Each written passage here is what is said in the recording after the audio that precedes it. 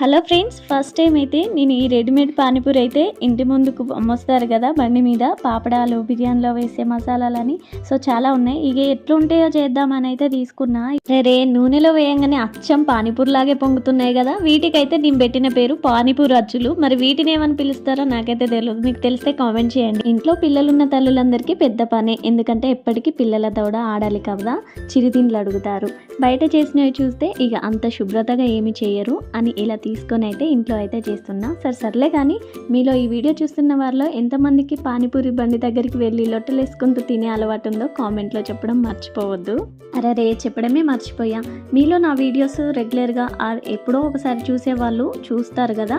అప్పుడైతే మీరు first time అయితే చూసినట్లయితే కొంచెం ఎక్కువసేపు చూడండి, ఎందుకంటే వేరే వాళ్ళకి నా వీడియో రికమెండ్ అవుతుంది కదా.